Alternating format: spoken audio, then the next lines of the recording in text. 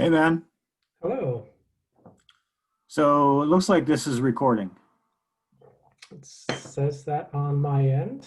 Okay. Good. I didn't get that lovely "this meeting is being recorded" message that always plays.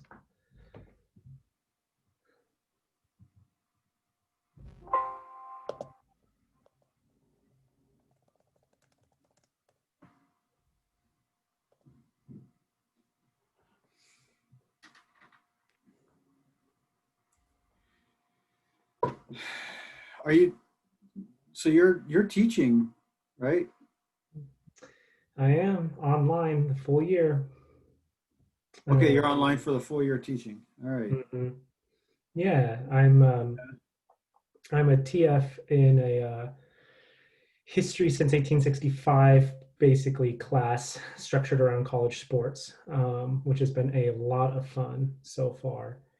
um, and makes the foundational argument that sports are and always have been political, and it's a perfect moment in U.S. history to be making that argument and exploring the history of political college sports. So, and then I'm advising 7 master's theses at the Harvard Divinity School, which is also great fun, Okay.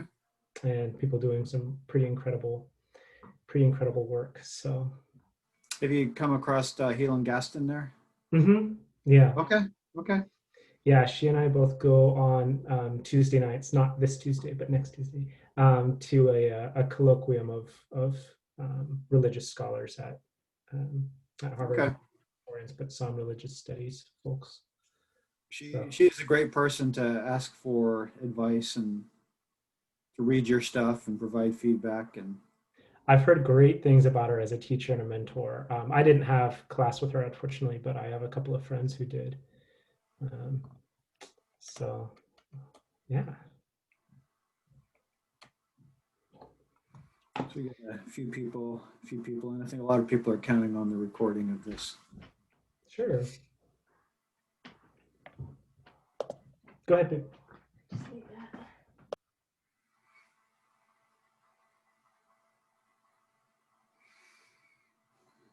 And Julia Meyer right there in the middle.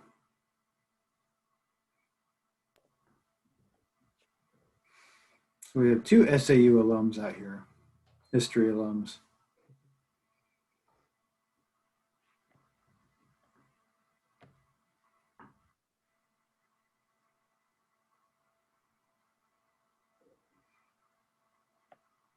Can't tell if Julia is at home or if she's in Chicago.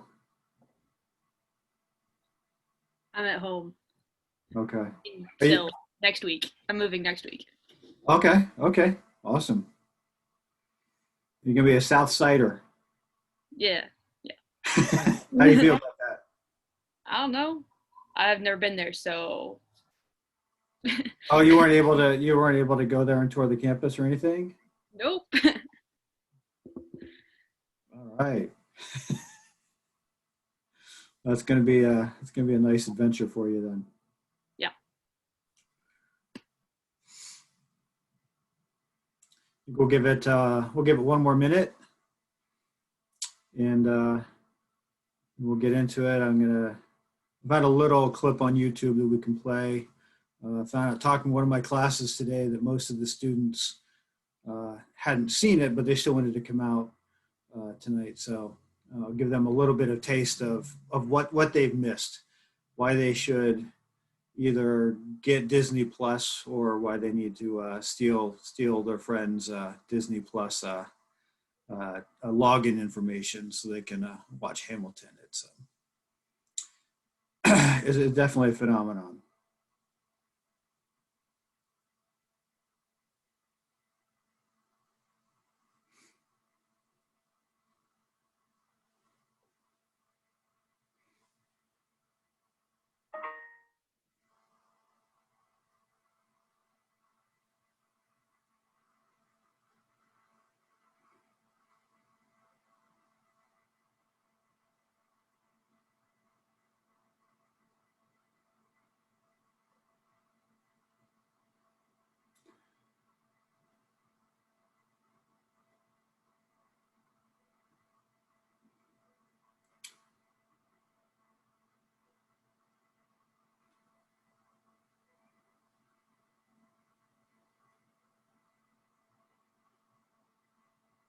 Got the son of a faculty member here.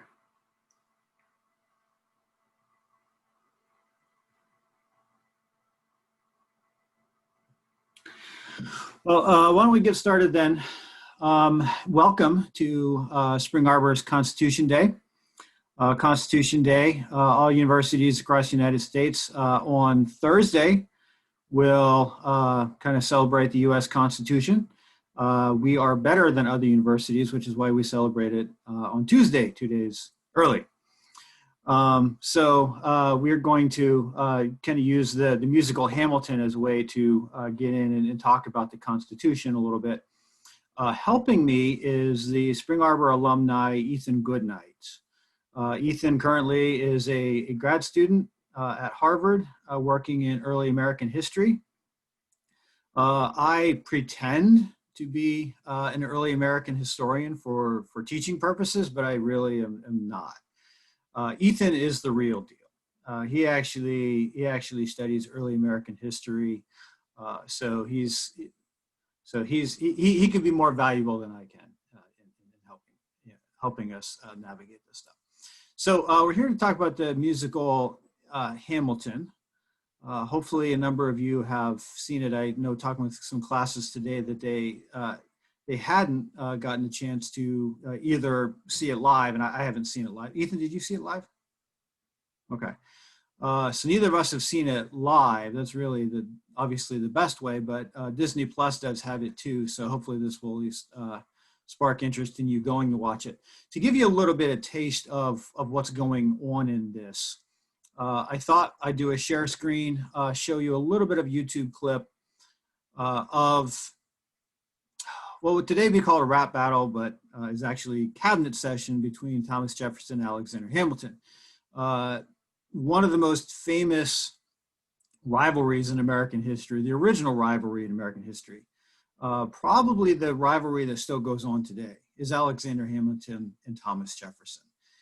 And the one thing that Hamilton does really well is dramatize what that conflict was like and some of the issues that brought up. So we're going to go and watch a little bit of a clip, and then we're going to throw it open at this point for people to talk about their experiences of Hamilton.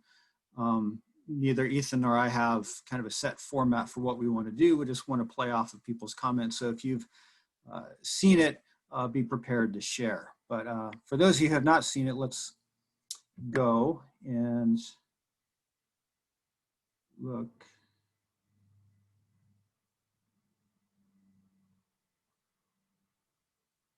All right.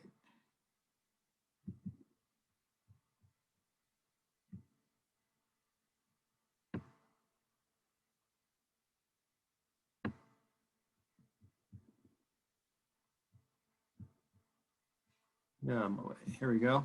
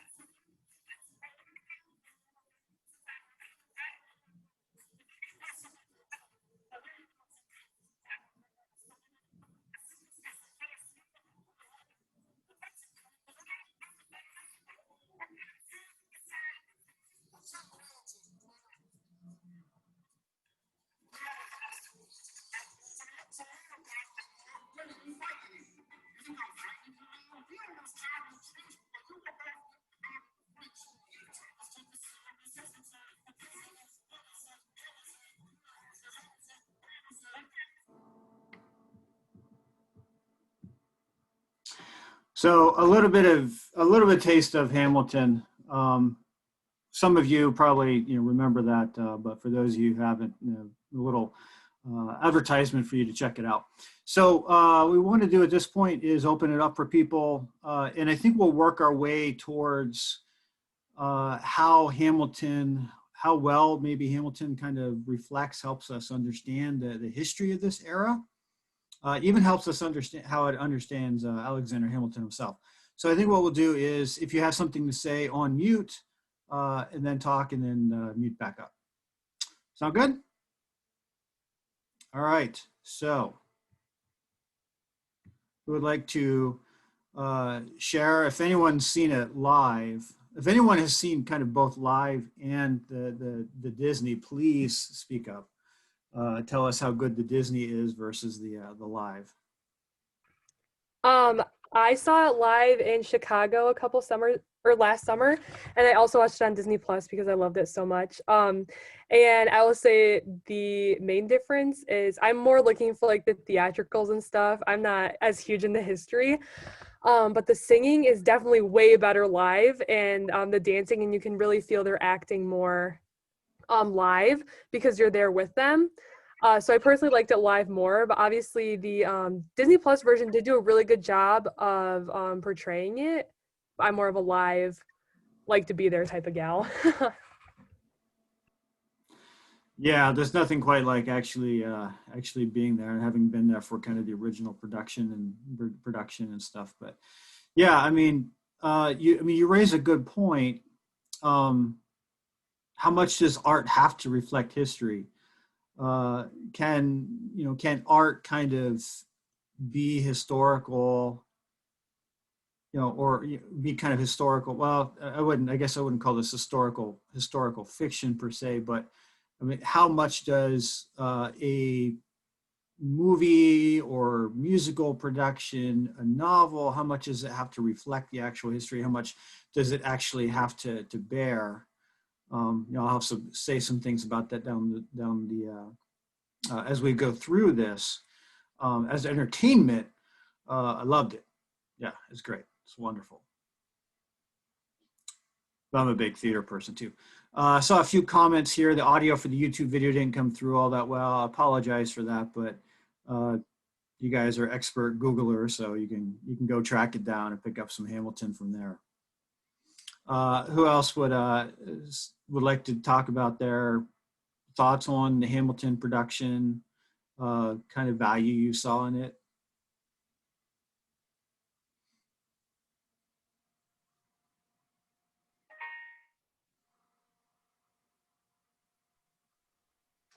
I'm happy to jump in here, Mark. Great to be with you all, back with Spring Arbor. It's been a while. So I haven't seen Hamilton live, but I did have a class on just biographies and how to write biographies and tell stories in a historical lens. And so one week our assignment was to read the 800-page Chernow biography and listen to the full soundtrack of the musical. And then we came to class and kind of talked about the history and the relationship between those two things.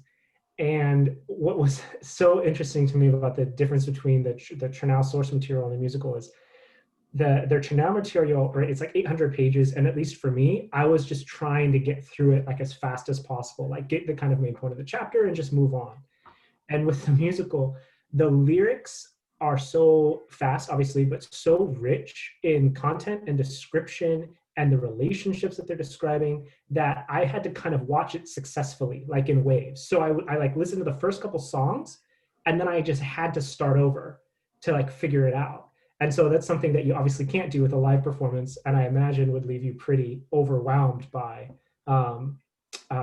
just the sheer kind of verbosity of the musical and the massive time range. But for me, having it on Disney Plus or listening to it on Spotify or on YouTube or something, it is fun to kind of go back and kind of listen to it successfully and think about how it builds on itself to tell a really coherent, a kind of shockingly coherent story, with all of the reprisals of the musical themes and, the song that shifts from it's one of Burr's songs where he shifts the language from like from life to death, and life at the beginning with the birth of his daughter, and then the death of Alexander Hamilton. And, so yeah, I mean, obviously an incredible musical, and regardless of your thoughts on its historical merit, I mean, which I'm sure we'll talk about over the next hour. I mean, it won the Pulitzer Prize for drama for a really good reason. So yeah. Does Chernow make a lot of Hamilton's immigrant status? Maybe you want to say a little bit more about that. People might not know. I don't even know Hamilton's background. I know kind of what he did once he was, through the war and things. And so I know what I would call the nasty Hamilton. But he's got a really interesting immigrant story. Yeah, so he's born as a British imperial subject, and so the backstory here is that Britain in the 18th century was the imperial power, especially after their destruction of the Spanish Armada, and they controlled at the time of the U.S. Revolution not 13 but 26 colonies. The 13 mainland ones are the ones we're familiar with, but then also Jamaica, St. Kitts and Nevis, Barbados, like a lot of colonies in the Caribbean, which were much, much more profitable and important to them. To work those islands, which were sugar plantations mostly, they of course enslaved hundreds of thousands, millions of Africans, primarily West Central Africans. They also expelled certain religious and rebellious minorities from the British Islands to the Caribbean. So Alexander Hamilton's father was a Scotsman, who I believe I do remember from the Chernow biography, we know very little about his father, and anyone else who's read the biography or knows about this, please put it in the chat or jump in. One of the earliest lines of the musical, right? Son of a whore and a Scotsman, dropped in the middle of a forgotten spot in the Caribbean. There's one piece that's really interesting and one piece that's fictional. So the piece that's really interesting is the relationship between imperial armies and navies and sexual work. So Britain would supply women to their soldiers to keep them happy. These soldiers were stationed in the Caribbean, including Scotsman soldiers, which is possible his father was a soldier, could have been a sailor, indentured servant, but anyways, stationed to keep kind of the male working populace happy. And so Alexander Hamilton emerges out of this really dangerous union, and we hear in the musical immediately about the death of his mother, the death of his cousin, commits suicide, and he's kind of left alone. All of that is expertly portrayed by the musical. What's false is the forgotten spot in the Caribbean. In actuality, the Caribbean was the center of imperial negotiating and fighting at that time. It just didn't have as many educational opportunities, and so Alexander Hamilton leaves and comes to New York. It's also interesting his characterization as an immigrant, because he went from being a British imperial subject in the Caribbean to a British imperial subject in the United States. So it'd be very similar if any of you went to live in Puerto Rico or went to live in Guam, right? It's that type of movement, not really moving, say, from here to becoming a citizen of India, for instance, under the same kind of ultimate jurisdiction, but recast in the musical as this kind of story of immigration, which is obviously incredibly profound and meaningful, but doesn't reflect Hamilton's own sense of inferiority. That he wasn't born in England, that he was born in the Caribbean, that he wasn't born to an English person, but to a Scotsman. And they capture that in musical with his relationship with George Washington, not wanting to be called son, wanting to kind of be his own man, and Angelica noticing that he's kind of shifty and knows that he doesn't belong. But he worked really hard to distance himself from the fact that he was a bastard, the fact that he wasn't born in England. He really wanted to assimilate well. And that's something to talk about, is that this is the story of an immigrant, so to speak, who wants to assimilate, who wants to become something else, and is not proud of his heritage. And it's adapted in this play to the celebration of heritage. And so that's an interesting kind of historical fiction use of Hamilton that I think that person of Alexander Hamilton would definitely disagree with the characterization of Hamilton in a musical, and his relationship to like the immigrants, we get the job done, which is true and is important to tell, and the representation matters, but is not historically the most accurate thing about Hamilton. So that's the danger of asking me a question like that, Mark, is I just talk for like 5 minutes. Oh, that's awesome. Yeah, I mean, the first half of the musical really seems to focus a lot on Hamilton, and a lot of what's going on in the country is kind of almost in the background. And it's, if you've seen it, you know, one of Hamilton repeats again and again, "I'm not going to throw away my shot." Right? It's Hamilton's ambition that's kind of played up there, and it's interesting to think about what exactly that's trying to communicate. Is this a rags to riches kind of story that's being told the immigrant who comes, and America's an open place, so you can come from low birth, but through your ambition you can rise to become, in Hamilton's case, an advisor to the President of the United States. Right? Is this film kind of celebrating the openness of America, that the lowest can rise to the highest? Is it trying to say something more about what Hamilton maybe threw away, or blind spots within him? It's interesting. It's interesting to consider. Yeah, if you wanted to be historically accurate, I was thinking when I was watching this, I don't want to throw away my shot. If you read a lot of colonial literature from that time, you hear people talking about the main chance. I don't know if you come across this, Ethan, but I don't know. When I was in grad school, like 10 billion years ago,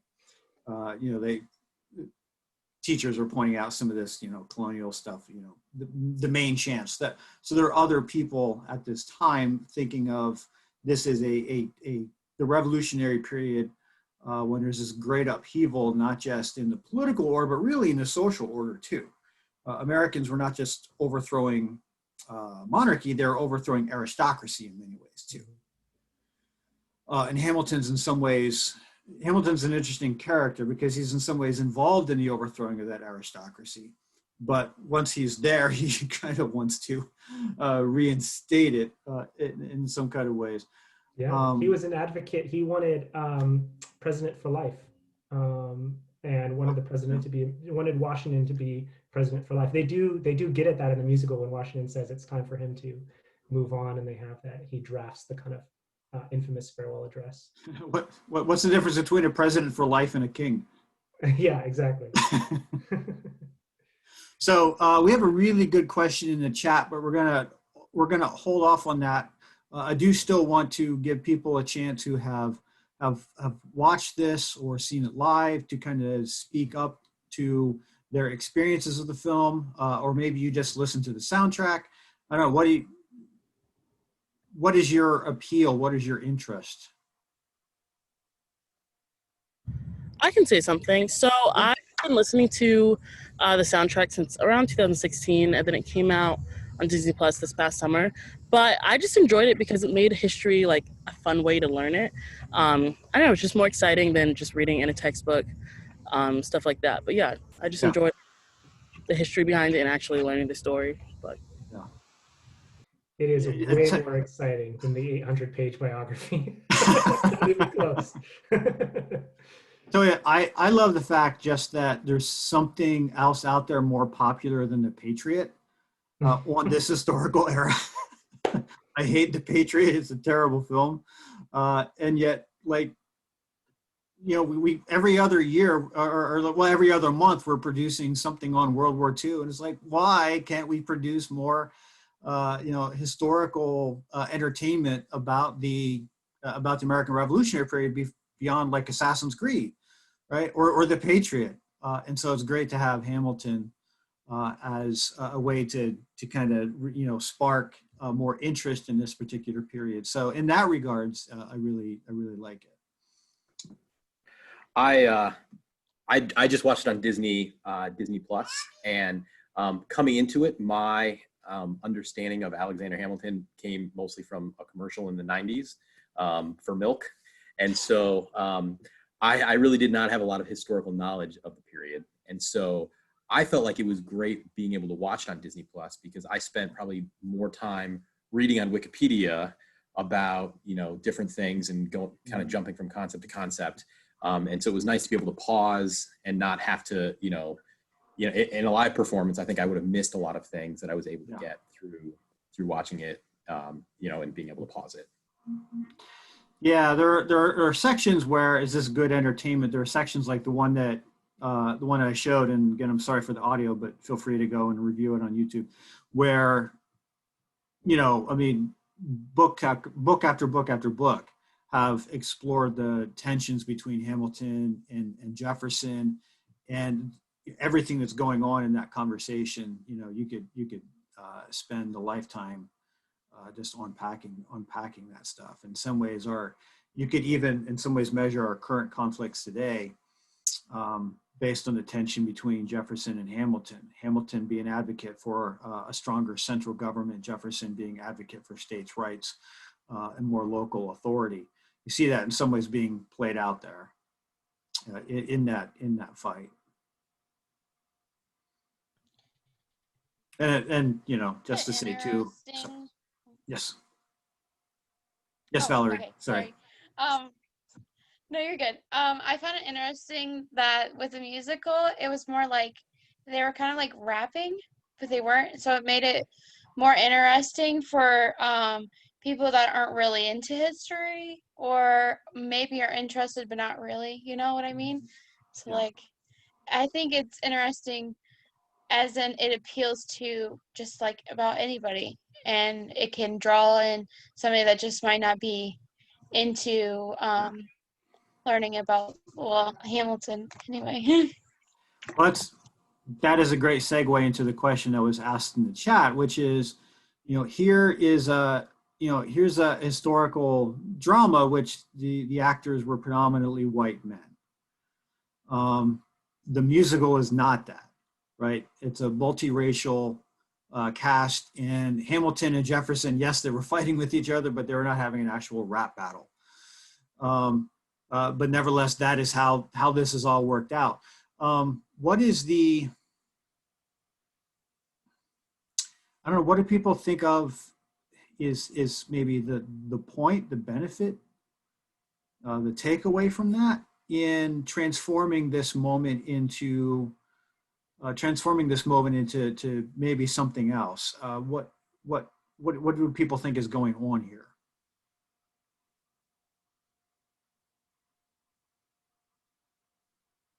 I mean, I think we might want to.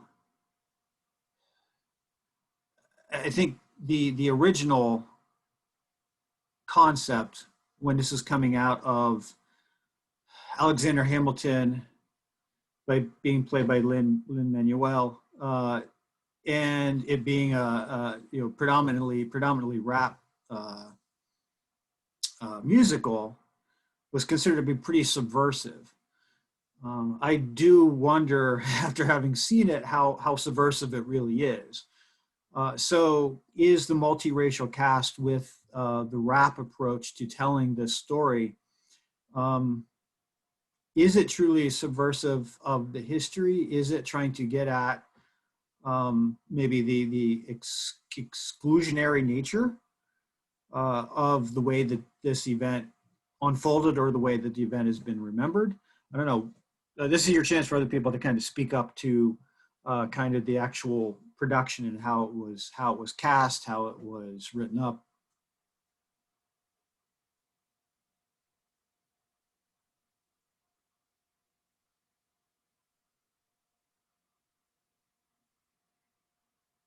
Okay, I guess I'll speak if you guys don't mind. So I think like with the term of diversity and making the cast not be all white was to also appeal to like the new generation and like comfortability.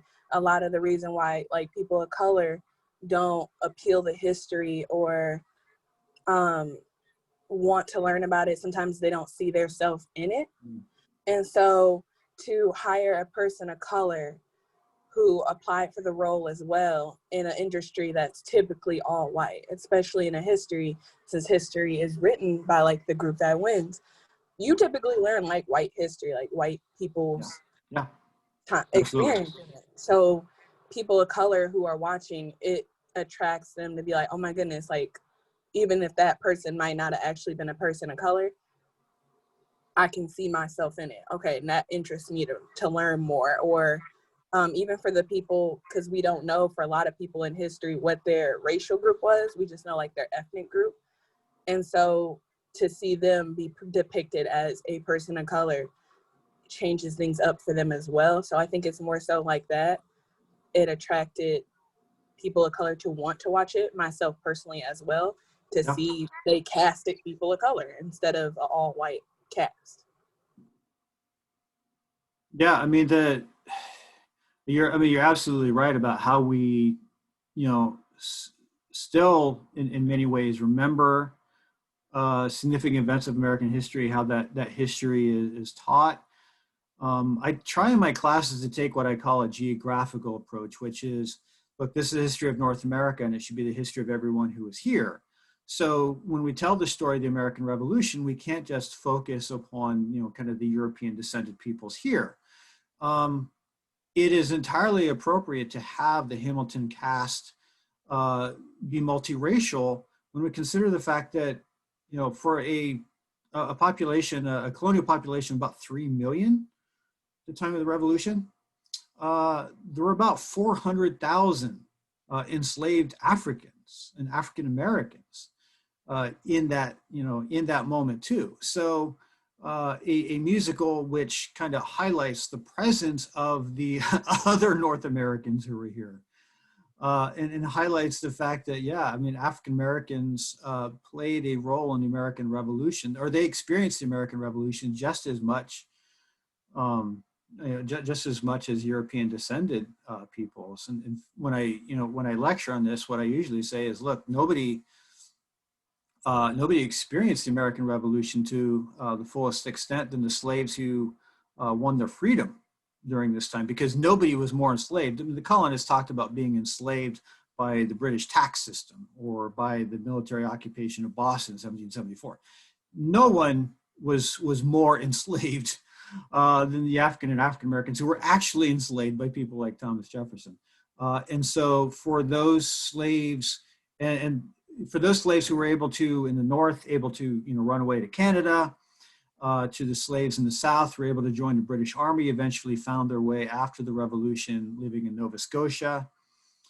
Some of them even found their way back to Africa in 1790. There was one individual, Thomas Peters. He was brought as a slave to North America in 1760. 1791, Thomas Peters is back in Africa. He is now the governor of the British colony of ex-slaves, Sierra Leone. So the African American presence is absolutely here in this history. And so kudos to Hamilton to being able to kind of bring that multiracial presence there as well too. We could, I could also talk for a while about Native Americans' experience of the Revolution and women's experience of the Revolution, right? A lot of groups experienced the Revolution that we don't talk about and experienced it in very different kind of ways. So so good. Other people might want to address that issue of the subversive nature of having a multiracial cast and having a production about the American Revolution that is predominantly rap and hip hop. Anyone else like to weigh in on this? I guess I could just also add on for like adding in the rap. I also think like it's kind of like a funny aspect to it as well. And I think like as a person, so I want to go teach secondary education for history.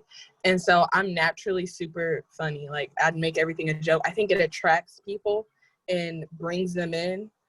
So I think like adding in the rap and doing it in that way kind of does that as well. So I thought that was a really good idea, because typically when you hear musical, you think just singing and not rapping or dancing or any of the other forms of arts. So I thought that was really interesting to see rapping. And I was like, oh, okay. And it attracts your attention in a different way. Yeah. You know, and along with that, I think it's easy to, when we look at history, to kind of sterilize it. And so, you know, to think, you know, these are all white guys with wigs on, but, you know, I mean, at that time, and these are revolutionaries, and they're doing something that's very subversive. And so I think even to portray it that way, kind of takes some of that sterilization away from, you know, the way that I view history. Yeah. Good. Although sorry. No, go ahead. I say, you know, I will confess though that my favorite part of Hamilton is actually the white guy. It's King George.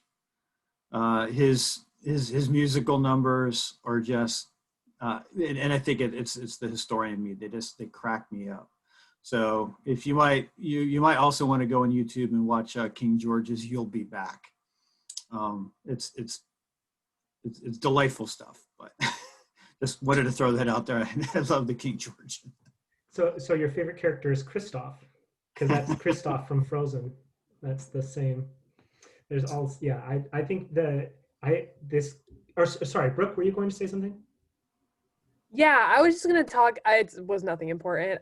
Just about how I think that it also appealed to a lot of people because rap hasn't been done in musicals before, really.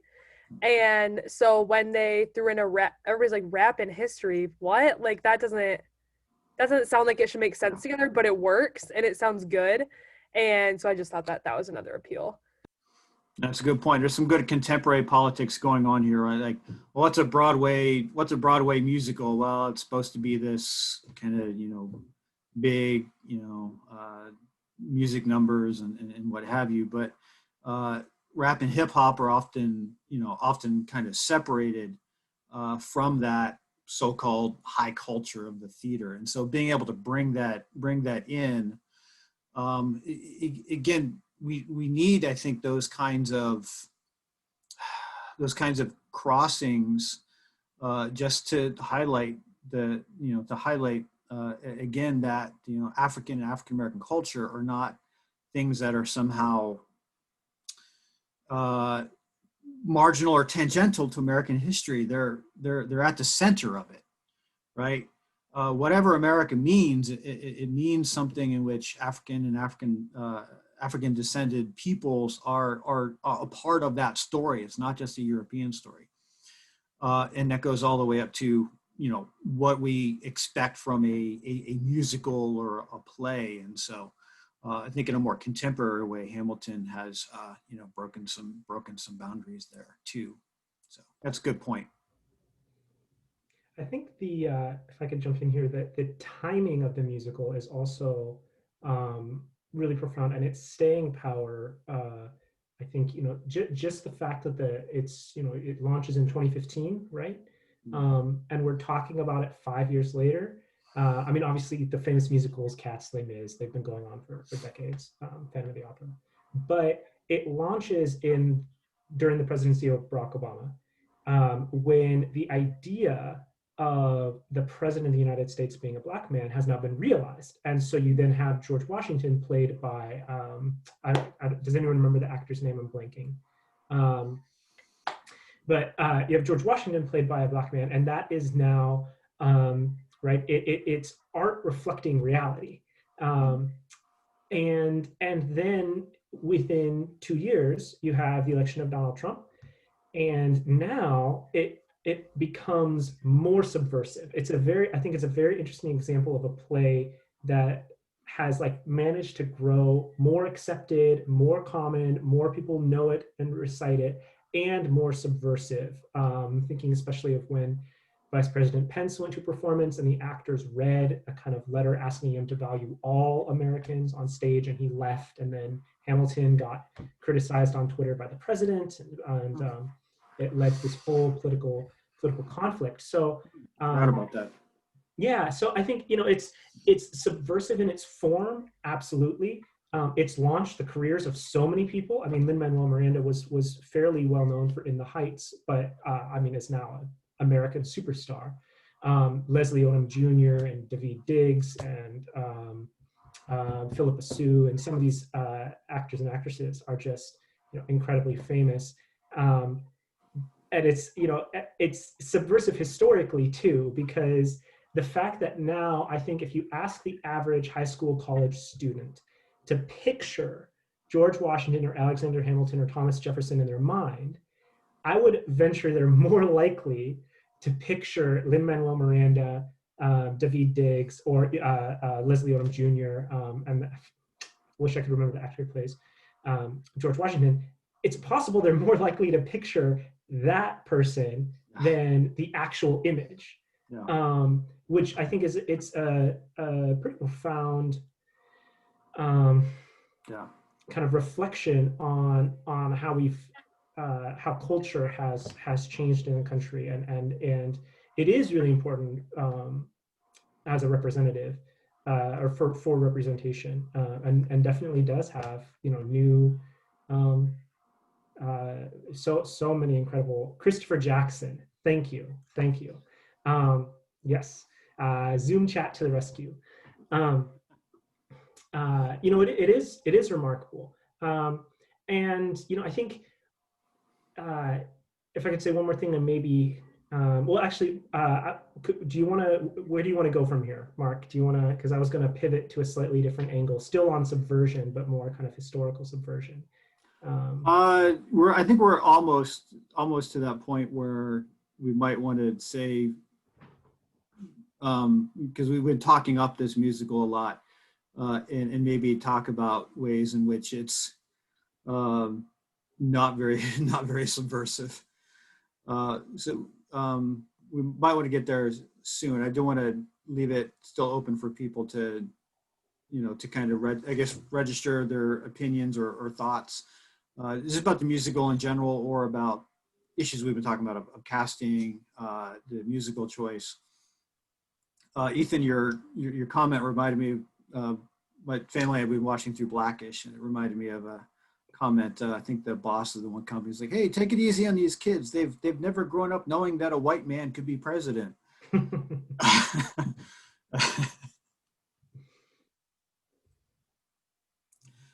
So anyone else have any thoughts or reactions on Hamilton? We'd like to, I think we're gonna, I think both Ethan and I have some axes to grind with the film in terms of what maybe it is not very helpful for in understanding this historical period, but we do want to allow more time for more people to weigh in.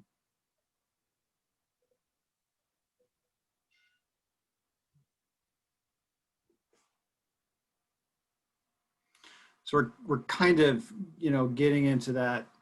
How much does a historical musical have to enlighten the history, right?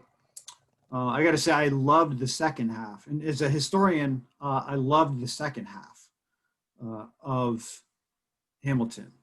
The first half, as a historian, hated it. We can talk about that, but I want to turn it over to Ethan, because I think he's got some things he wants to say. Things I want to say? That's a pretty general standard to set me. Dangerous. Get it off your chest, man. Continuing on this theme of subversion we've been talking about for a while, the play does an interesting job of centering the character of John Laurens more than the biography does, and I think more than is historically accurate. I don't know. Like it's not really a matter of accuracy, but it's just anytime you're telling a story, anytime you're telling history, you're picking and choosing the sources that you're going to use to construct the narrative that you think best explains things. And it's telling that John Laurens and his death right after the Battle of Yorktown, or Hamilton finding out his death right after the Battle of Yorktown, has kind of significant moment where Hamilton realizes the dual costs of the revolution. that on the one hand, there's the cost of his friends who now have died and died fighting for what they believed in. But on the other hand, as we pivot into the second half of the musical, one of the costs that Hamilton is very willing to offer up is saying, is stepping back from abolition, is being willing to allow the continued expanse of slavery with low federal regulation, especially compared to what Britain was doing at the time. The US, the newly formed US was much more conservative than Britain was on the question of abolition and anti-slavery. Being willing to sacrifice that to get the federal government more power, the national bank, to get some of his things that he thought were essential for the future of the country. And I think that the Hamilton play does a wonderful job of reckoning with the first cost, and not as compelling a job with reckoning with the second cost, right? We hear that John Lawrence dies leading formerly enslaved African Americans to freedom. And then we jump and we hear Eliza saying that she takes a stand against slavery and is very involved in anti-slavery and abolition at the end, after he's has been killed. Spoiler alert, this guy from 250 years ago dies. But the in-between part is largely absent from the second half of the musical.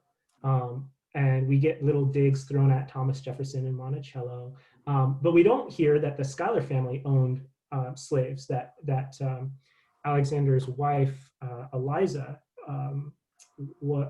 owned a number of enslaved people, and that Hamilton's own record is very, it's difficult to know for certain, but it does look like he had a number of moments in his life where he bought and sold people, and his record on with indigenous people was very imperialistic.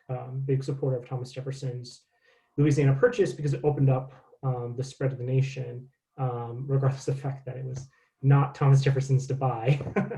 I can say more on that. So it's the play is subversive by emphasizing Lawrence, but it also avoids some of the stickier parts of Hamilton's life by de-emphasizing how kind of meh he was around abolition. Like, he was involved, he drafted some anti-slavery legislation for New York State, it got rejected, and he didn't fight very much about it. So he's kind of borderline, fairly centrist for the time, as far as I'm aware, on those stances, and the play kind of downplays that. So that's, I guess, the first kind of comment I'll make. And I've set you up to go into the second half of the musical if you want to start celebrating it. Well, let me say a few things, then we might come back, or we'll give people a chance to respond. Because you brought up the issue of what the musical avoids, right? And so I want to make point out a comical avoidance, and then what I think is a terrible avoidance in part of the musical. So the funny avoidance is nobody in the film plays John. John Adams is mentioned, but John Adams is not. There's no one cast as John Adams in this film, and it's too funny. John Adams was the second president of the United States. No one worked more behind the scenes to get the colonies together in 1774, 75, and 76. No one did more than John Adams to build a case for independence. He's the second president of the United States. I mean, this guy just dedicated himself wholeheartedly to this cause, and nobody remembers him, right? In the play, it just jumps right from George Washington to Thomas Jefferson, and Adams isn't even played there. It's just so funny. Adams complained once. This is a quote from him. Adams wrote, "The history of American Revolution will be a lie from one end to the other. It will be that Ben Franklin smote the earth with his electric rod and out popped George Washington." Right? And what he was really ticked about was, hey, no one's going to remember me.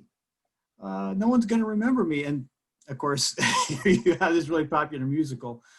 Now, granted, John Adams did get his own HBO series. That's how you know, I know so much about him, but it's hilarious that he's completely neglected in this when he's one of the most important founding fathers. So that's kind of the fun avoidance. I wouldn't be surprised if it was even an inside joke to not have anyone playing John Adams. That he just considered that expendable. That was a deliberate decision on their part. Now, the problem I have with the first part of this, so I'm watching it, you know, we're getting through the Revolutionary Year, 1783, and then without even like catching your breath, we're at 1787, we're writing a new US Constitution. And we just forget that the years 1783 to 1787 happened. And this is a real problem for US history. I talk about this in my survey classes all the time. The way that we teach and the way that we remember American history is that the American Revolution happened, Declaration of Independence, and then we needed a new government. And so the US Constitution came along to enshrine the principles of the American Revolution. That is the lie that that's one of the lies that John Adams talked about. It's a lie that the US Constitution reflects the ideals of American independence. Now I usually do a whole 2-hour lecture on this. I'm not gonna put you through that, but we do have to understand that the US Constitution in many ways was a counter-revolution led by people who thought that the American Revolution had gone too far in giving people freedom. If you want to know what government reflected the ideals of the American Revolution, you got to look at our first national government. You know, and you talk about avoidance. The Articles of Confederation, the U.S. Constitution 1787, the one that we're here celebrating today, Constitution Day, it's our second attempt at a national government. Our first one was 1787, or sorry, our first one was the Articles of Confederation in 1780. That reflected the ideals of the American Revolution, right? The war for independence was fought against the tyranny of a central government. The Articles of Confederation created about a week of a central government as you could get, right? No power to raise a standing army, no tax power, almost all power given to the states. The Articles of Confederation were very consistent with the ideals of the American Revolution. Was the US Constitution, with its power to tax, raising a standing army, and then the Supremacy Clause, which gives the US Constitution the right to override state laws. That was not. But to kind of dramatize this, I just want you to look at, do a little bit of comparison work. And so we're going to share screen again. I want to show you a couple texts you should be familiar with.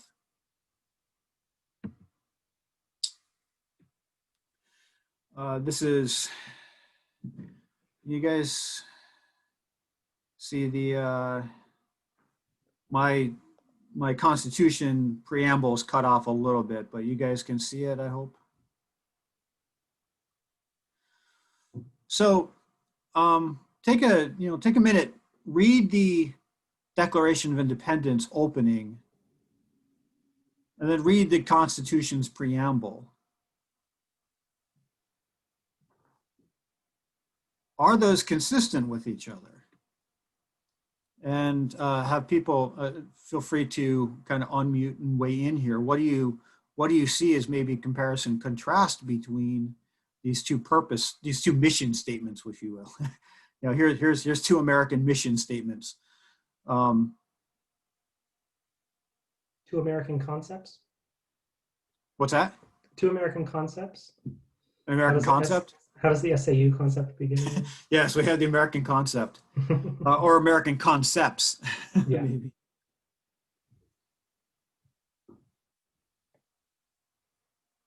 Anyone like to share their thoughts on what they see here?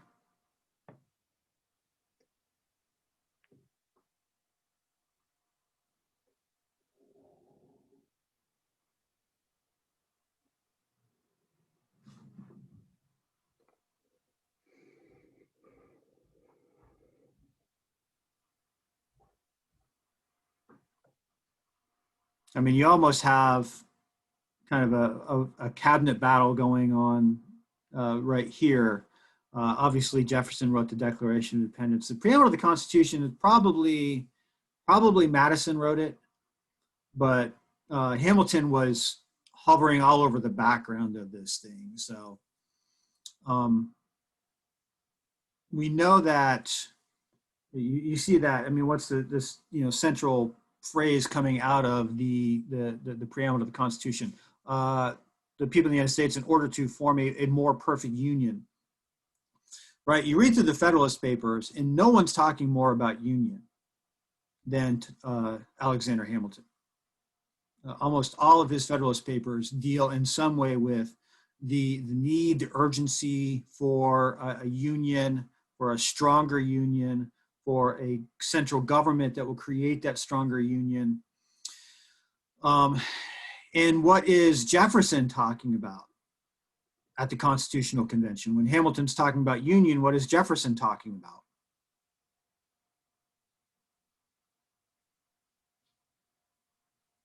See if we have any history majors out here tonight. What is Jefferson talking about during the Constitutional Convention?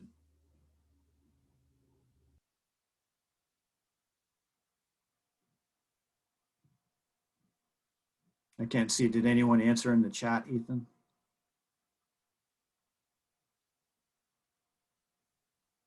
Trick question, right? Jefferson wasn't at the Constitutional Convention. I like to think if he was, we would not have gotten a U.S. Constitution. He was not too happy about the thing. So you had, Jefferson with expressing the ideals of the American Revolution, encapsulating that wonderful phrase, life, liberty, and the pursuit of happiness.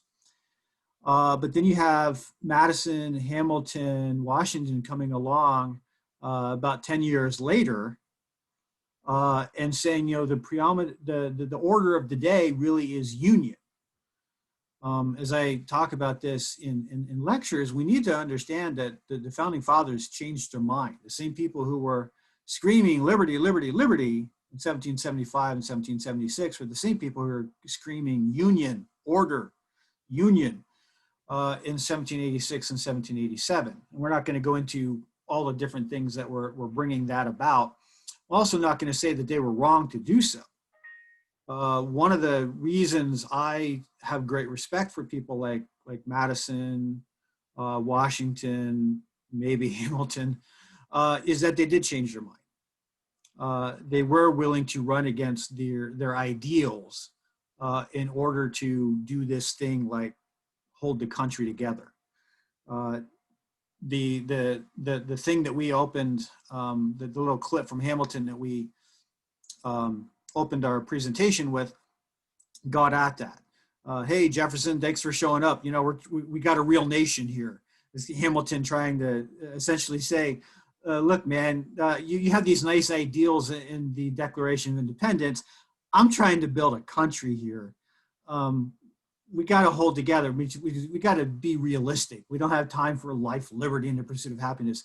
And in fact, what does the U.S. Constitution have to say about life, liberty, and the pursuit of happiness? Not that much, frankly, because it was trying to solve a different problem than was the Declaration of Independence. So I'm going to stop share. So what do you what do you think? Is it okay that Hamilton does not address Hamilton the musical does not address that shift in focus?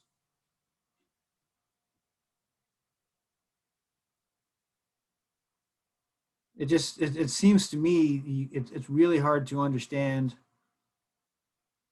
American history and the American present if we think that somehow the U.S. Constitution instituted the ideals of the American Revolution. I think as I understand it, the U.S. Constitution put checks on life, liberty, and the pursuit of happiness. And I would say a lot of our frustrations today, reflect the frustrations of that period. We want more freedom than maybe we should have or deserve. So I don't know if people want to weigh in on that particular issue. Do you think Hamilton, the musical, should have addressed some of the reasons why we needed a stronger central government of the U.S. Constitution, or is it okay that it just blew past those 4 years?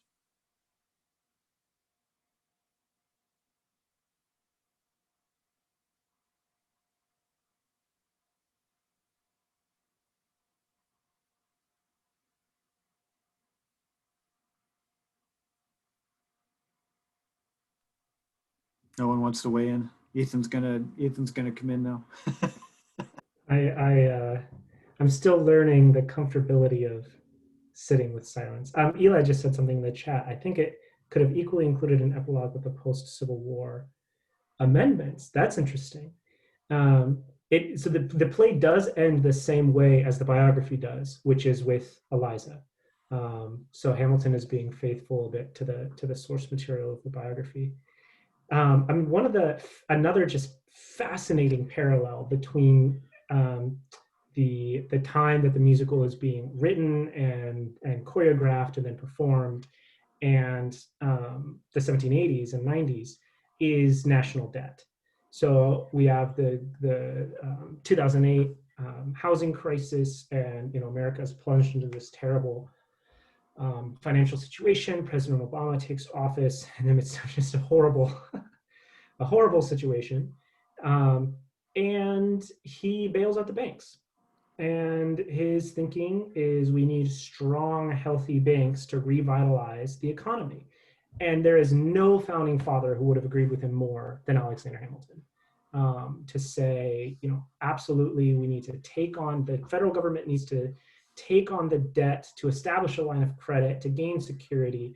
And ultimately, what ends up happening is that debt burden gets displaced onto people through taxes.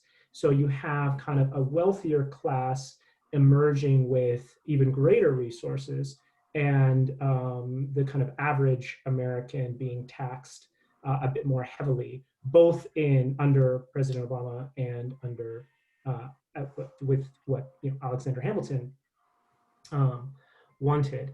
And so it's interesting then that like Lin-Manuel Miranda is like testing out some of the first I'm not throwing in my shot. He tests that out in 2014 for President Obama, who loves it.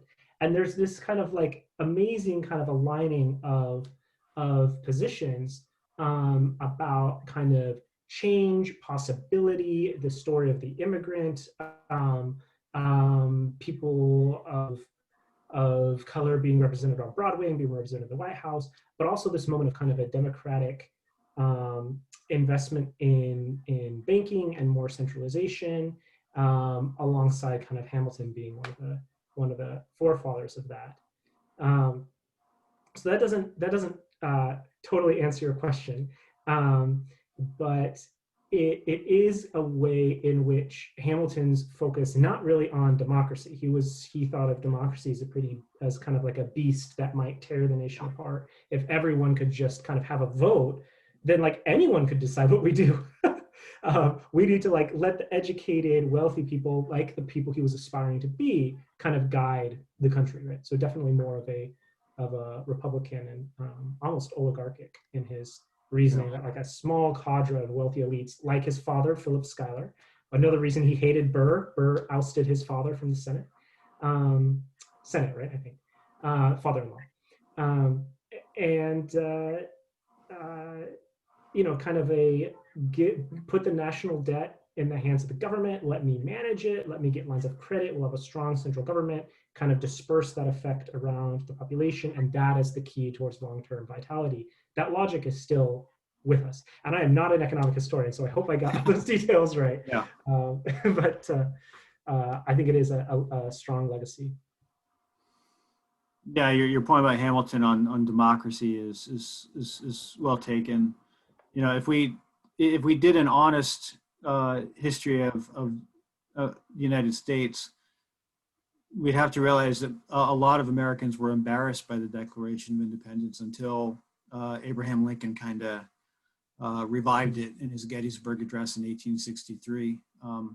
But the Declaration of Independence was hardly talked about before that time. And when it was talked about, a lot of people, the people who talked about it in the way that we talk about it today were African Americans. Those are the ones who were saying, look, America was founded on life, liberty, and pursuit of happiness. Why aren't we realizing this for enslaved people?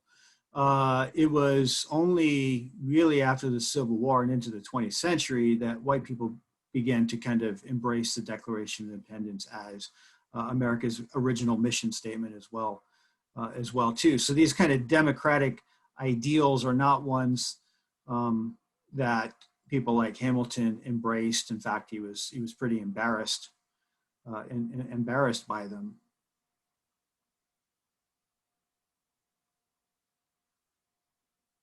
So we do want to, leave some time for people who want to kind of ask questions about something that, Ethan and I have done a little bit of historical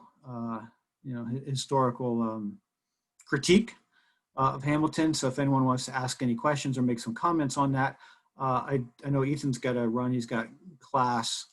I do have a story about Hamilton that I like to share, but I can save that for a little bit longer if people would like to.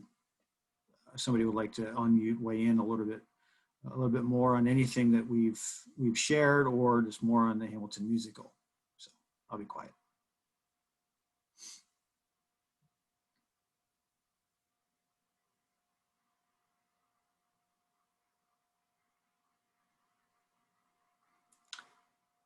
Does Burr deserve to be cast as a villain? Well, I mean, he shoots Hamilton. I don't know. I mean, Ethan, who's read the Chernow biography, would probably have to answer that. I don't know that much about Burr. It seemed a bit odd to me, almost more of a foreshadowing to have Burr play such a huge role in the musical, while John Adams just isn't even cast. It strikes me as a little bit weird, and I think the only reason that Burr has such a huge role is just because he's the guy who shoots Hamilton in 1805.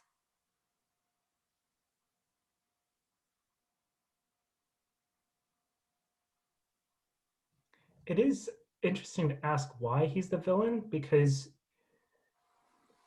they make him the villain for kind of two reasons. He should kill Hamilton. It's obviously pretty bad. It'd be very interesting in the year of our Lord 2020 if vice presidents just lined up and had a duel. But I think it's probably for the best that we've jettisoned the ability for a vice president of the United States to challenge someone to a duel. But the other way that he's presented as a villain is just a lack of conviction.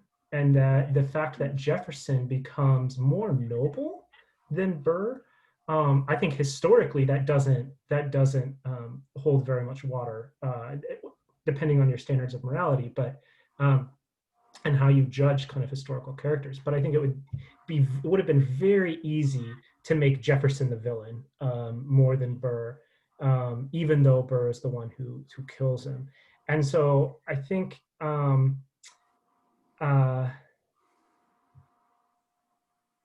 Okay, so I was just reading the comment we got from Brian and Kayla.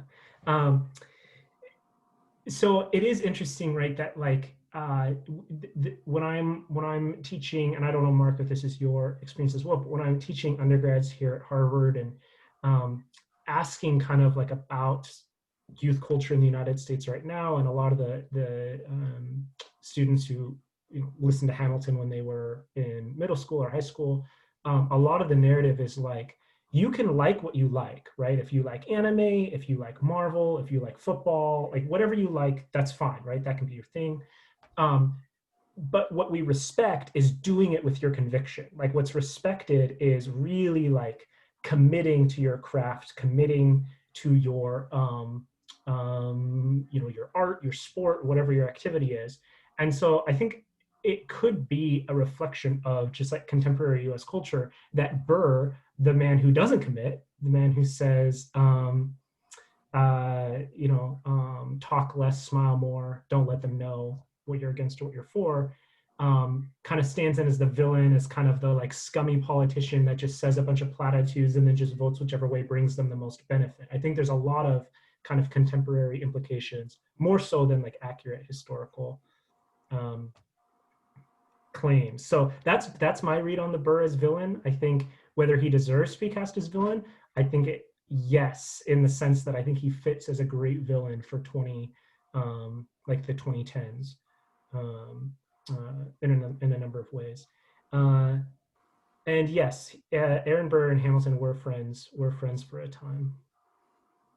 And there's that great song about their correspondence where Hamilton sends him like just a bunch of letters, and they're like, "Your obedient servant," kind of riffing on their old friendship. Mark, do you want to address that Brian and Kayla's question? Yeah. I say, those of you who know me, I can't go a presentation without working in superhero. So I would say that Hamilton is actually the villain of Hamilton, but like the Dark Knight, he's the villain. He's the villain we need. And I can explain that a little bit more. But yeah, there's a good question about the longevity and the messiness. The messiness is there. The messiness is there from day one. So one thing we talked about in our politics class, how do we elect a president? In the original Constitution, whoever got the most votes in the Electoral College was president. Whoever got the second most votes in the Electoral College was vice president. So everyone think about that. In 2016, if we had followed the Constitution, Donald Trump would be president, who would be vice president? Yeah. How well do you think that would work? Well, there's a reason that we have, I think it was the 12th Amendment that very quickly ended that, because it didn't work from the beginning. John Adams in 1796 was elected president of the United States. His rival, Thomas Jefferson, was elected vice president of the United States. These two guys had been like best buds in Paris, and they just came to hate each other. Not only did their fight almost break the country, but they didn't speak for they didn't speak for a decade. Eventually, found a way to be friends again, but it just didn't work. And so, I mean, that's an example of messiness. Another example would be this whole king for life thing, right? Well, thankfully, the Constitution spelled out that a president couldn't be king for life, right? Except the Constitution didn't say that, did it? The Constitution did not specify on how long. It just said 4-year terms. It did not say how many 4-year terms you could serve. So George Washington could have been king for life. He decided to establish a norm. 2 terms and then you're done. Until FDR kind of broke that norm, and the country elected him 4 times. So they felt like they had a reason to break that particular norm, but then Congress came along and said, yeah, let's not do that. Let's not do that again. Let's make it official now. We had a norm. Let's put it actually into the Constitution now. We have these kinds of norms all over the place that aren't specifically in the Constitution, but they're crucial to making our political system work. That, I think, gets at the messiness. I think the Washington story also, it reminds me of, Ethan, help me out. Is this one of those urban legends when somebody asked Ben Franklin, what did you guys produce? And Franklin said, a republic if you can keep it. I don't know. I don't know if that's something. I don't know if that's something that was just kind of made up about Franklin or attributed to him, but all of history is made up, Mark. It's just some of it is made up by the people who say it's made up by, and some of it is not.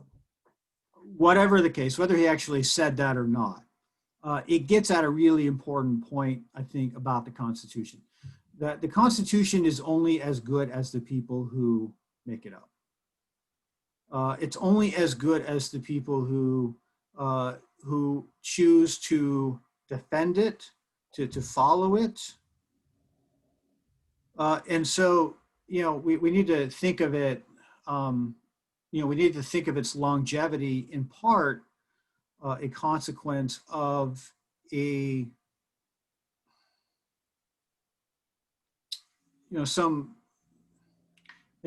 think I would say like a pattern of quality leadership, because that would suggest that we've, had like quality presidents or quality congressmen. No, we've had sinful people all throughout our history. But thankfully, we have a system of checks and balances built into it that when one person or one group or one division is behaving badly, the other one can kind of come along and provide some guidance there. But I mean, the human side of the Constitution, to me, I think is most dramatized in Lincoln's presidency, right? If ever a president had the right to ignore the Constitution, to just outright break it, right, in order to hold the Union together, would be Abraham Lincoln. He chose not to do that. He chose to, as much as he could. Now, he definitely cut some corners on habeas corpus and other things, but for the most part, he chose to work within that frame. I mean, they had an election in 1860. For the country's in civil war, they still have an election. Lincoln still put himself up for the possibility of being removed from the office in the midst of a civil war. To me, that is, I mean, I think that's why most historians, liberal, conservative, whatever, most historians say Lincoln is the best. And I think it's because he was so committed to the Constitution that he chose to conduct a civil war as best as he could within its parameters. But again, that to me just highlights, when we talk about the longevity of the Constitution, I think we have to say it's not just this particular document. It's the way that people were able to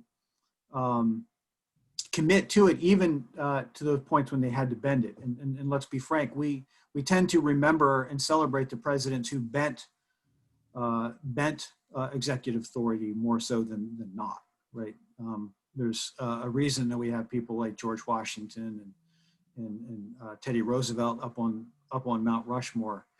Those were people who exerted some pretty strong executive authority, and we tend to remember those more than the ones who chose to exhibit a very weak executive. So I guess to the question of longevity and messiness, that's what I'd say. The Constitution was not in any way a perfect document from its beginning.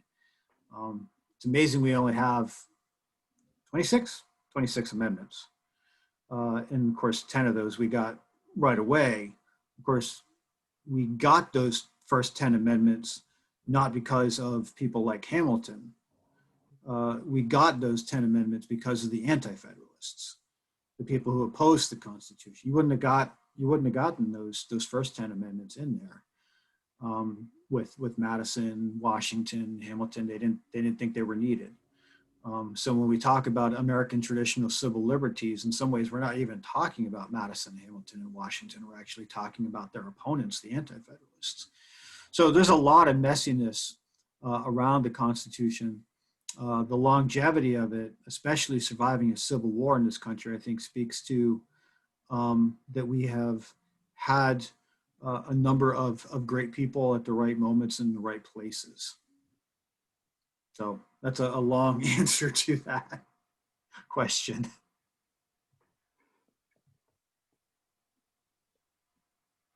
Also on the messiness, and then switching over to Lisa's really great comment on the ensemble in the musical. First on the messiness, I mean, one of the ironies is that one of the predominant strains in jurisprudence and kind of legal thought on the Constitution is originalist interpretations, which is basically trying really hard to think about what did the founders intend, right? What was the intent? Let's follow that. One of the ironies, and this is from a constitutional scholar, at the University of Chicago, whose name will come to me when I stop talking, is that the founders didn't intend the Constitution to be permanent, right? They worked in the ability to amend it. And it's a document that they kind of, I mean, whether or not that Ben Franklin quote is apocryphal, it's right in the sense that many of the founders did intend to say like, hey, this is our baseline. We see that in Hamilton when Alexander and Aaron Burr are both talking to their kids, to Philip and Theodosia, and saying like, we're trying to create a strong enough foundation that you can build on it. And that's really true. But then the irony is that a lot of people will then look back at the Constitution and say, well, what was the original intent? And they'll kind of reason out what they think makes the most sense and say, that's what the founders intended. And oftentimes it's kind of very strange interpretation. So there's this, I think some of the messiness is this kind of circular nature of the founders saying, make it what you will, and then people saying, we need 1,000-page biographies to divine what, you know, James Madison and John Adams and all these people wanted to do, the Constitution. Well, and that's why I like the second half of Hamilton so much, you know, not just because they're dropping all kinds of historical references, like to the Whiskey Rebellion, for instance, but they're showing, look, this idea of a founding fathers is in terms of like a unified body of thought or a unified body of men, it just never existed. From day one, these guys were at each other's throats. And that was really embodied in the conflict between Hamilton, the head of the Federalist Party, and Jefferson, the head of the Democratic Republican Party, with kind of Madison in tow. I always tell my students, you know, if somebody ever says, "Hey, we just need to get back to, you know, what the founding fathers intended," you just need to ask them, which founding father are you talking about? Yeah. Because Hamilton and Jefferson, they both, I think, have a right to be considered founding fathers, but their visions of America are diametrically opposed. Now, in the 20th century, there would, you know, be a group of people who would say, well, the country actually works best when we find a way to kind of maximize the strengths of both of these. I think the way that it ends up being phrased in the 20th century is America is about pursuing Jefferson ends by Hamiltonian means. So we want life, liberty, and the pursuit of happiness. That's what we want. But sometimes we need a strong central government overriding, you know, state and local authorities. Sometimes we need a stronger central government to make that happen. That was obviously the case with the civil rights movement of the 1960s, right? You know, if we had a political system that venerated local and state authority over the central government, you would not have had the advances in civil rights. Right? You needed a strong central government to go to the states, go to local authorities and say, you can't keep denying basic Bill of Rights civil liberties to people of color, right? The central government was needed to provide life and liberty and the pursuit of happiness for all Americans at that time. So, you know, again, that just speaks to the messiness of the Constitution. In, you know, how it has to kind of to navigate between these two men and kind of what these two men stand for.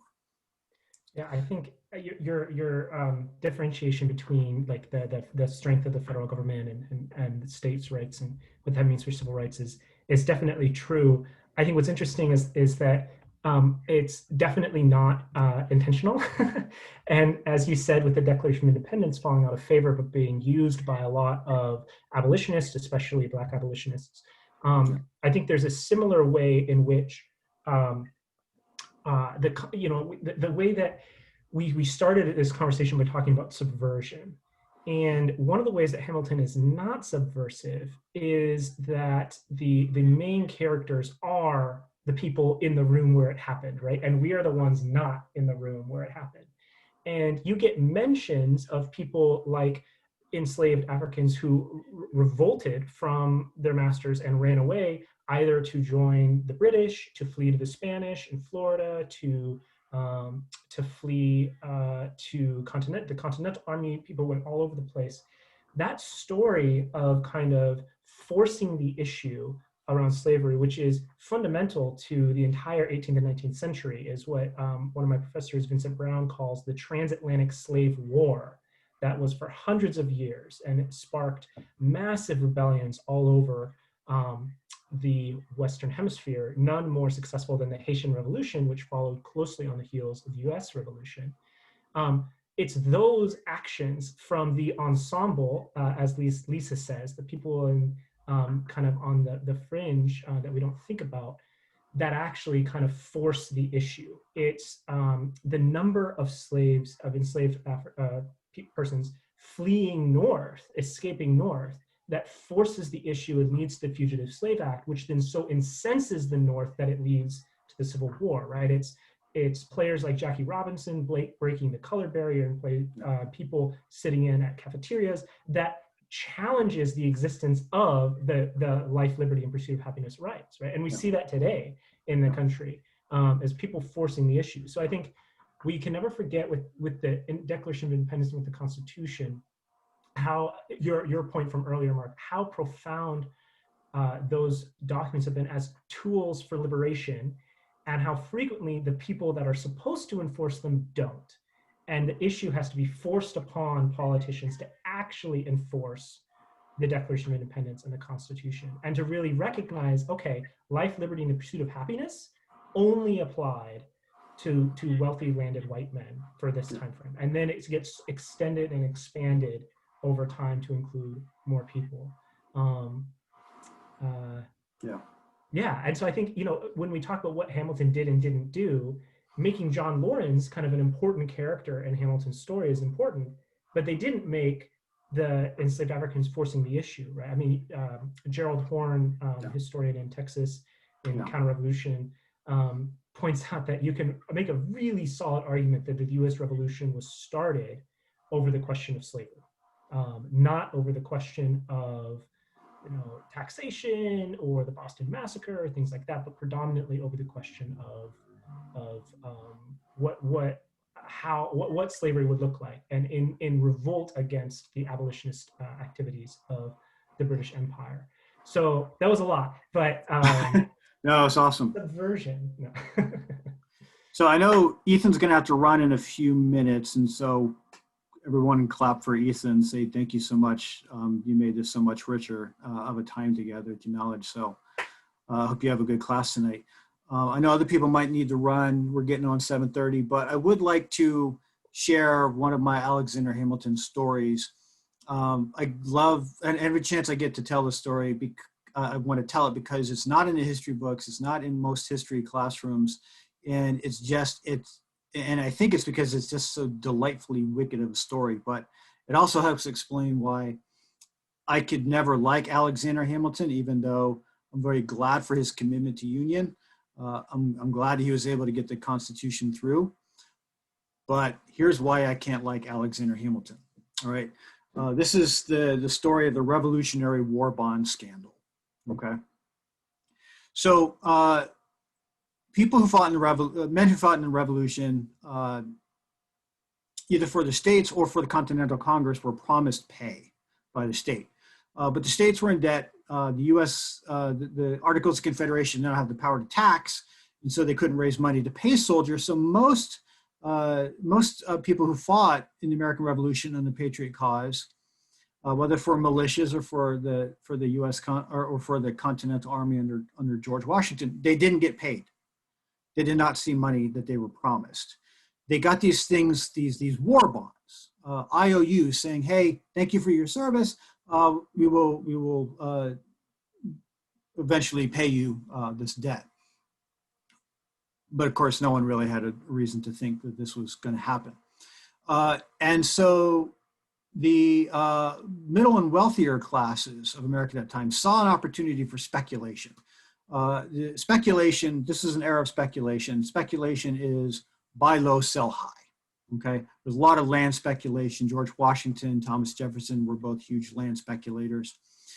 They had agents running around buying up lands. They could buy low and then eventually sell to people high when they were settling on it. People decided to start speculating in war bonds, including Abigail Adams, John Adams' wife. She was one of these war bond speculators. So what the speculators did, they sent agents around to throughout where they knew were people who had fought in the Revolution. So you might hear a knock at your door. Hey, heard you fought in the Revolution. No, you didn't get paid. You got that IOU. The government's promising you $10. You know they're never going to pay you that $10. I'll give you $1 today. I'll give you $1 today for that $10 IOU. And people desperate, these were desperate, particularly for farmers. This is a terrible time. Most of them sold their IOUs for fractions of the cost. It's estimated in Pennsylvania, for instance, in the 1780s, 85% of war bonds exchanged hands. They're all going to these speculators who are thinking that, down the road, something's going to happen and we'll be able to exchange these at full value. Under the Articles of Confederation, that's not going to happen. But we have a US Constitution after 1787, which has the power to tax.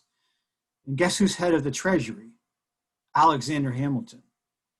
And one of the things that Hamilton decides is when he's when he just wants to take on the state debts, one of the things that he decides to do is, hey, he says to people around him, let's pay those war bonds off at full value with 7 years interest. And this sounds great, right? Oh, finally, soldiers are going to get paid. Except they aren't going to get paid because they don't own the war bonds anymore.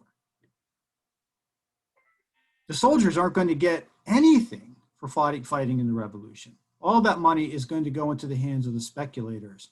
People who already were wealthy enough to speculate now are going to see a windfall of cash coming in from the new central government. And so the $1 million question is, did Hamilton, did Congress, did they know that did they know that these war bonds had changed hands? Did they know that they were going to make the rich richer and war veterans weren't going to receive anything out of this?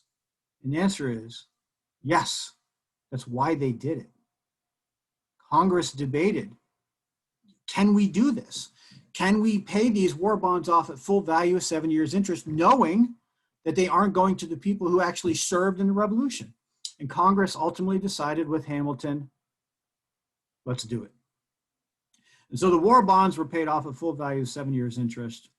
They went to comfortable families like the Adams family. Sorry. They went to comfortable families like the Adams family, and war veterans received nothing for their service. This was consistent with Hamilton's plan. Not only did he want a stronger central government, but he wanted a stronger central government in which wealthier people were literally invested in that government. Hamilton is what we would call a plutocrat, meaning that he believed wealthy people should have more political say and influence than others. And this war bond scandal was a way in which that was brought about. So these war veterans, they never got paid. There was an effort by Congress in 1808 to find these guys. Many of them had permanent health issues because of their service. And so I had a really hard time finding a regular employment afterwards. So there's an effort in 1808 by Congress to find these individuals and, give them, pay them for their service. Some families got some money, some didn't. 1824, one of the issues in that election was still, some of these guys are still alive. And there was a debate in Congress there, can we do this? And there are a lot of people saying, why do we need to keep supporting these freeloading veterans? What have they done for us lately? when I think about the American Revolution, I don't think as much about Alexander Hamilton as much as I do about Joseph Plum Martin. Joseph Plum Martin was one of those revolutionary soldiers fighting in Washington's army. He's one of those guys who didn't get his pay. He's one of those guys who had permanent health and physical and mental issues after his service. He struggled for employment. He's still struggling in old age in 1824. He decides to write up his experiences of fighting in the American Revolution. You can go and buy this book. I used to use it in classes, called Private Yankee Doodle. And you read this account of what the soldiers went through. And it's unbelievable, the suffering that they went through. And in many ways, it was suffering in the midst of abundance, right? Why was Valley Forge so hard when Valley Forge was right next to Philadelphia, where there was great wealth? There's great material abundance at that time. This is kind of the history of the revolution, that thanks to people like Alexander Hamilton,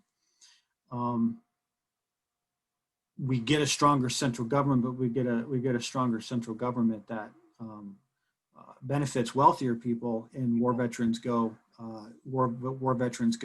ignored. Is one of the reasons why there was a huge backlash in 1800, and you get Thomas Jefferson, and you get a president in a political culture which is much friendlier to the common man, even though the war veterans continue to struggle even in Jefferson's America. This is so, it's just such a delightfully wicked story, this war bond scandal, and I think we don't remember it. We don't talk about it much because it's just this is pretty awful. So it's hard to like Alexander Hamilton. Hard to like somebody who would carry through a policy like that hurt the people who actually made our revolution possible. On the other hand, without the decisions he was making for a stronger central government, there's no way the Articles of Confederation were going to hold. What, Simon? Someone needs to mute up. So that's my story about Hamilton. The musical helped me appreciate him more, but he's always going to be the Revolutionary War bond scandal guy to me. Any final thoughts before we call it a night?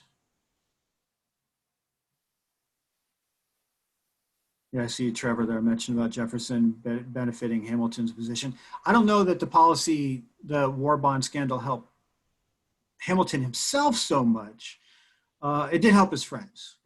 He had friends who were involved in speculation. I don't know that Hamilton himself was a big speculator. But it did help people as high up even as the First Lady of the United States, Abigail Adams, in 1796. All right, if there's no concluding comments, thank you everyone for coming out. Maybe because this is being recorded, anyone want to actually show their faces and wave? Wave to the camera for the people who will be watching this on video. All right, thank you all. Appreciate your time coming out. And if you haven't seen the musical, you need to see the musical. It's wonderful. You need to be in the room where it happens. So, when it happens in your house, make sure you're in that room where you're watching it. Even better, if you can, well, once COVID ends, you can go watch Hamilton live someplace. All right, thank you all.